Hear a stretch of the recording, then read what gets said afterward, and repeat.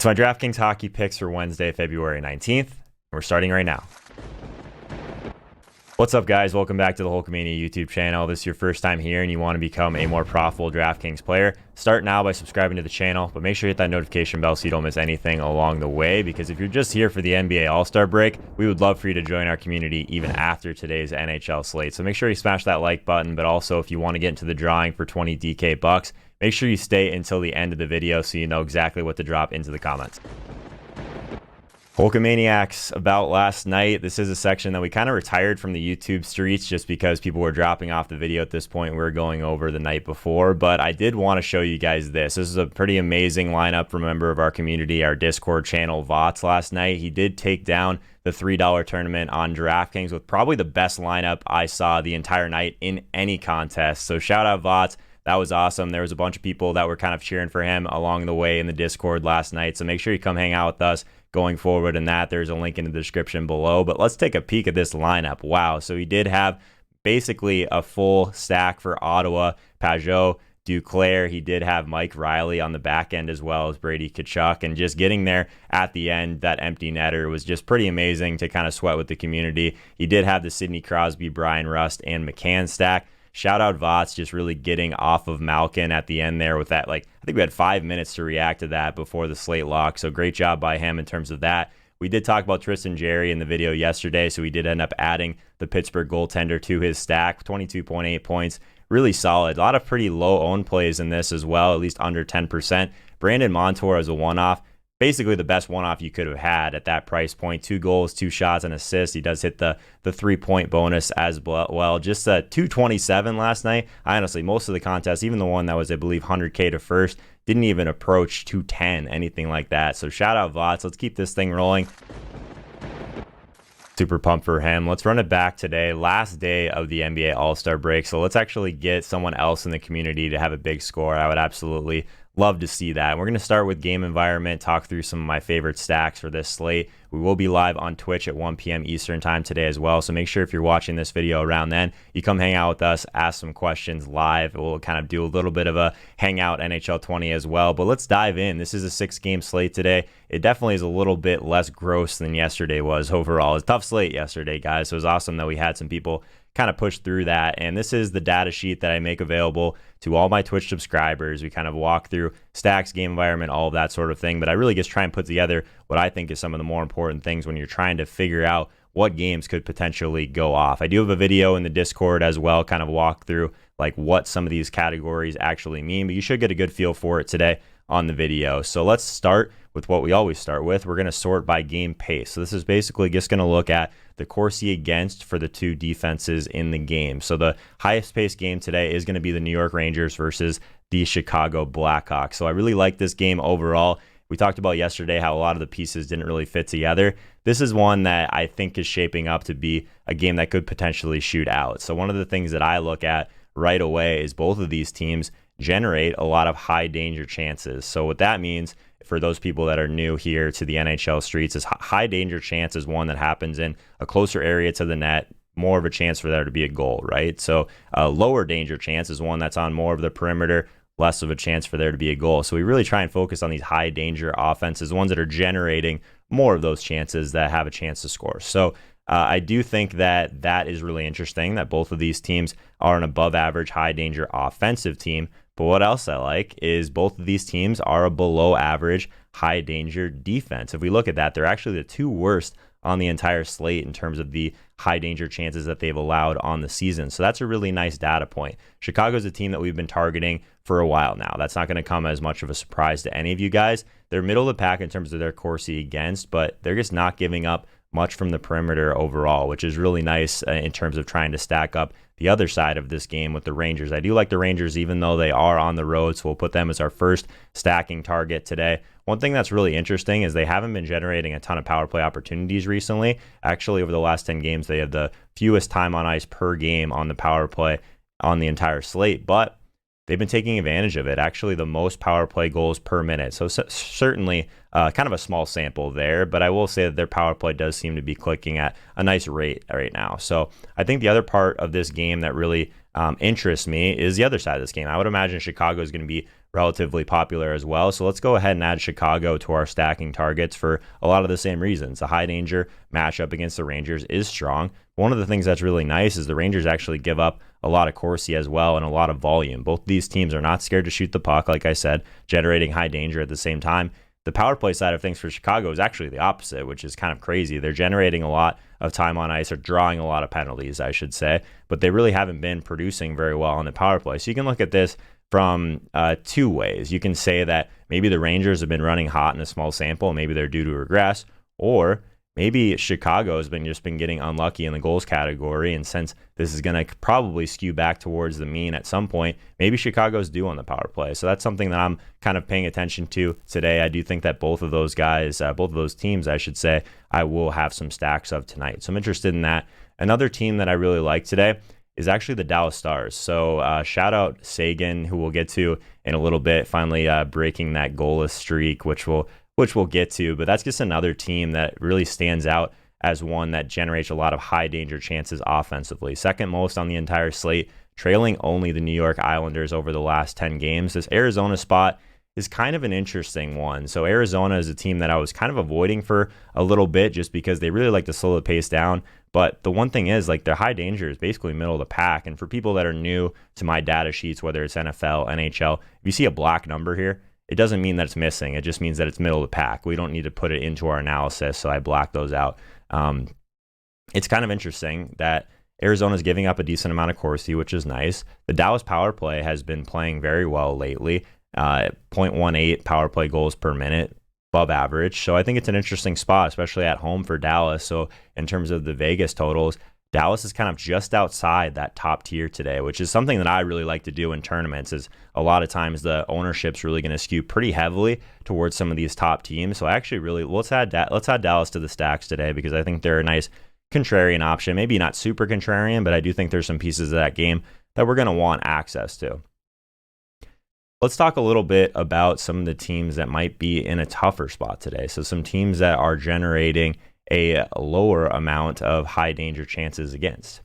So Vancouver is actually in a really tough spot today, regardless of this 3.5 implied team total. I just haven't really been targeting the Minnesota defense very often this year overall, just because there's a couple things, I guess, that stand out to me. 15.3% of high danger chances against, very low. So what Minnesota is basically giving up is a lot of shots from the kind of the perimeter, but they're also blocking a lot of shots. So it's a tough spot for me to get behind Vancouver. Even though they're at home, they're really not generating a ton on their own as well, which is interesting. So the lowest Corsi for over the last 10 games on the entire slate. So that's a little bit scary as a whole. And I do think that it's a spot where, yeah, they're generating a decent amount of power play opportunities, and Minnesota's penalty kill has not been playing very well lately anyway. So if they're going to get there, maybe it's on the man advantage. But with Brock Besser out, I don't know. I think that hurts the Vancouver power play quite a bit. So I won't be on Vancouver today. I think they shape up to be a decent fade. I actually think that the other side of this game is a little bit interesting as well. So if we kind of look at some of the teams that are applied for not many goals, Minnesota would be a team that I would have some kind of contrarian interest in for larger field tournaments. It's not a great total. Again, they're on the road. And offensively, it's unfortunate, right? Because they're not generating many high danger chances at all anyway. So looking at the low danger side of things, they actually lead the slate in terms of their offensive Corsi for. But it's kind of a decent, it's I guess a mediocre matchup for Vancouver, but not a scary one by any means. They give up a ton of Corsi. They actually give up the second most Corsi over the last 25 games. So the volume could still be there for Minnesota today, in my opinion. So I think that if we end up finding maybe a cheaper one-off piece that we really like, I think that Minnesota is interesting. I don't think that they'll be a stacking target for me today, but I think that the game environment shapes up to be an interesting one. Let's talk about a couple of these teams that I think will be really popular today. And I do think that we're going to have to add the Colorado Avalanche to our stacking targets today. I think that Colorado has been similar to like a Minnesota, at least in terms of the data offensively on where they've been getting their chances from, which is a little bit scary. But the nice thing about it is just such a condensed area of scoring for Colorado, going after guys like McKinnon, Landeskog. Rantanen's obviously out, so whoever gets the bump up to that first power play in is something we're going to have to keep an eye on today. I would imagine probably going to be Burakovsky, so keep an eye on that. We might get a little bit of value, get access to this Colorado spot. against the Islanders, who quite honestly, they're just giving up so much volume that it actually makes me think that Colorado could be in a decent spot today in terms of their floor and their ceiling. So slightly above average in terms of what the Islanders, I should say, give up in terms of their danger chances, but 63.1, highest Corsi against on the slate. For a team at home like Colorado that has a lot of firepower, I definitely think that they're a team that I'll be focused on in stacks today. At the very least, have some exposure to Nathan MacKinnon on one-off sides of things on tournament teams. So the other team that I think a lot of people are going to go to today is the Boston Bruins. And to be completely transparent, Boston is a team that I struggle with a little bit overall, just because Marchand, if you really want to stack up that first Boston line, it's really expensive to do so. Marchand's not going to give you the elite peripherals at that price point that some of the other guys will on the slate. So it's a little bit of a more of a high efficiency spot overall, but they are a team that's generating a decent amount of high danger offensively. That's not surprising. But this Edmonton team has actually played kind of middle of the pack defensively. Like, this is a team that certainly we were targeting earlier in the year, but I think that it's a decent spot for Boston. I don't know if it's a smash spot for Boston. So certainly think that something like, it's similar to the MacKinnon thing. If you wanted to have a one-off with MacKinnon, maybe you have a one-off with Pasternak, something like that, just to kind of cover that and really have some upside on someone that can get there completely on their own. But on the road with that 3.8 implied total, I guess think that there might draw a little bit more ownership than they should in this spot. And that's pretty much how I feel about that. We haven't even talked about this on video yet, but it was nice to see Tyler Seguin get off the schneid. I think the first time we talked about him on this channel in over a month, and he finally scores. That was nice to kind of get that one right, I guess. But let's take a peek at this goal. I think it's pretty funny. Literally falling down as he puts it in. You can just see the relief on his face. So I definitely think that Tyler Seguin today is someone that I think is back in play.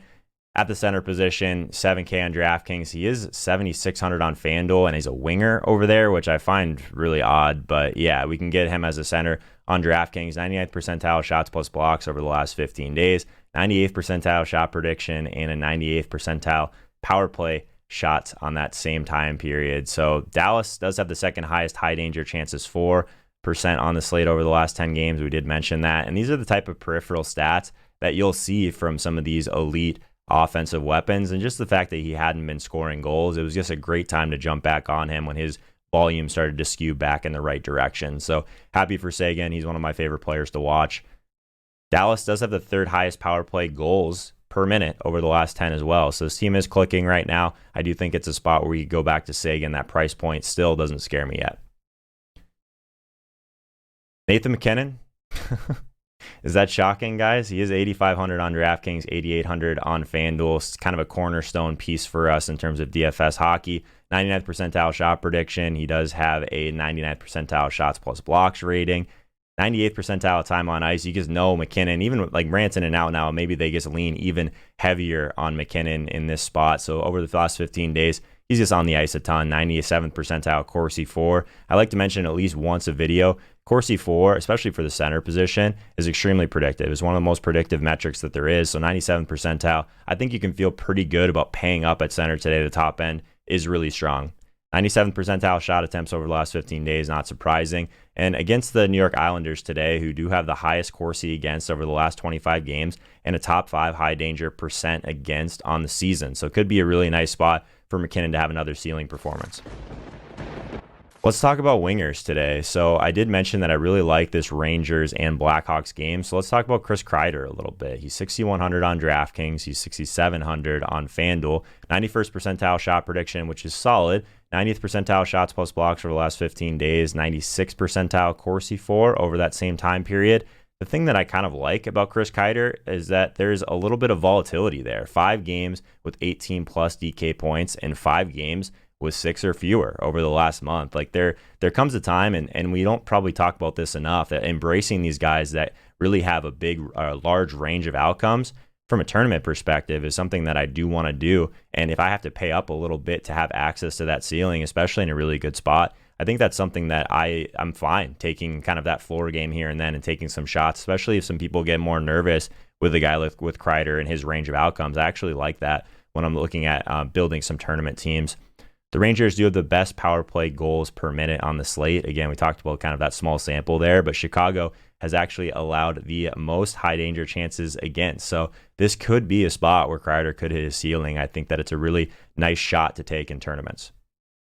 Kevin Fiala for Minnesota. It's been kind of fun to be along the ride, I guess, for Fiala over the last month or so. 5,800 on DraftKings, 5,200 on FanDuel. Just the peripheral stats you get from this guy. And I don't play a lot of wild players. Just overall, their offense is just not too exciting. But Fiala's been a big part of it recently. 99th percentile shot prediction, 99th percentile shot attempts over the last 15 days, 96th percentile shots plus blocks, 95th percentile power play shots. And that's the thing that we probably should focus on a lot here, is because this could be a decent spot for Minnesota to really get there on the man advantage. He is 88th percentile on Corsi 4 as well. But Minnesota, like I mentioned, second best power play goals per minute on the slate. That's over the last 10 days as well. So I think that both of these guys could be some of the weapons that you could kind of grab in the mid-range. I do typically like to pay down when possible at the winger position. We might get a little bit of value in Colorado, but these would be guys that I make sure I at least have a piece of along the way if I'm building a lot of tournament teams.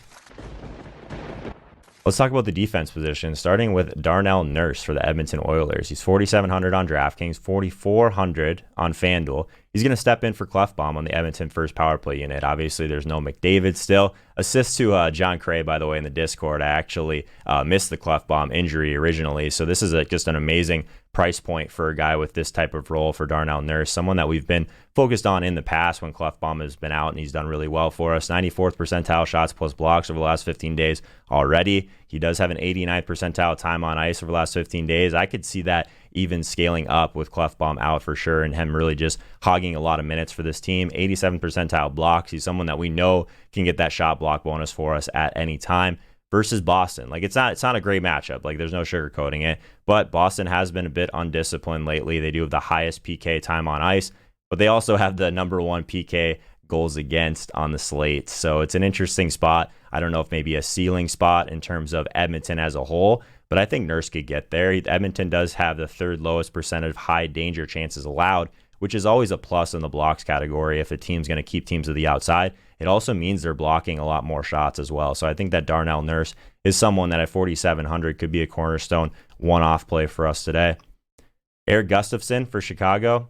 This one is, if Darnell Nurse is super safe, I think Gustafsson has some ceiling, but the volatility there, like kind of like what we talked about with Kreider, could be a decent place to take a shot at that price point. 3,600 on DraftKings, 45 on FanDuel. Only an 83rd percentile Corsi 4. Only an 80th percentile shot prediction, 75th percentile power play shots. At that price point, it's still reasonable peripheral stats, right? It's not the best, but you're just going to get access to that power play one unit for Chicago. And that correlation is something that we really need to focus on in hockey. He does have his strongest correlation to Taves at 0.26 R value, which is pretty strong. I do think that if you're going to be rolling out a Gustafsson team, maybe consider putting Taves on those teams. Chicago top 4 on the slate in Corsi 4 over the last 10. Versus the Rangers, the number 2 high danger chances against team on the slate. So it's a spot where I could certainly see Gustafsson getting an assist, maybe just getting there, and just being a cornerstone value play for us today. Again, the Rangers are also top 4 in both Corsi against and PK time on ice over the last 25 games. I feel like I should mention it every day, but goalie is a really tough position, but crucial position in DFS hockey. So you really have to try and find those guys that are going to get the win, but also offer a little bit of ceiling in terms of saves. So yesterday was great. Hopefully we can keep that thing rolling. I know Vots had Tristan Jerry in his main team, which really worked out. So let's try and get there again today for the community. Again, I want to mention as well, make sure that these goalies are the starters before you put them into your lineups at the time of this video. We don't always have all the information about starting goaltenders, so I'll mention that. Let's talk about Ben Bishop for the Dallas Stars. He is 8,200 on DraftKings, 8,700 on FanDuel. This number 2 team in the Central Division, only 6-2-2 over their last 10 games. Not elite by any means, but definitely a team that is trending in the right direction and a team that plays really well defensively overall in front of him. 80th percentile Vegas moneyline rating. They are at home today. Dallas does have a top 5 percentage of high danger chances against this season, so they're just not giving up a ton of those chances that convert into goals more often. And they do have a spot that against Arizona, far and away the top Corsi 4 team on the slate. and they're just not generating a ton of high danger. So really what that tells me is there might be a ceiling here in terms of saves for Bishop that he might not normally get for a team like Dallas that doesn't give up a ton of shots overall, just based on the matchup that he has against Arizona, a team that likes to throw a lot of pucks on net. Tuukka Rask for the Boston Bruins, 7,800 on DraftKings, 9K on FanDuel. I do think that this 99th percentile team wins. I mentioned it yesterday, but I really want to target first teams that are playing really well. Goaltenders that are playing well is great, but we really need to try and really ride these teams that are going to get the win more often than not. Boston's definitely one of those teams that pops up in that regard. 99th percentile there. 90th percentile Vegas moneyline rating, even on the road. So you are going to get a little bit of a price discount because of that. 7,800 for Tuukka. I think it's a good spot to go to him today. Boston does have the second lowest percentage of high danger chances against on the season, and we know that Edmonton actually number 4 in terms of their low danger percentage of chances for. So that's just another spot where maybe we rack up a few more saves for Tuukka than we normally would, but easier saves, just not ones that have as much of a chance to go in. So that's something that I think can really improve his floor. And it's a really nice price for Tuukka today. Make sure you hit the subscribe icon in the bottom right-hand corner if you haven't already. And if you do want in the drawing for 20 DK bucks, I want you to go back to the beginning of this video when we go over Vought's lineup. And I want to hear how many more points he scored than your best team yesterday. So drop that in the comments. Make sure you check out the link in my description if you want to come hang out with us on Twitch today, 1 p.m. Eastern time. I'll see you then.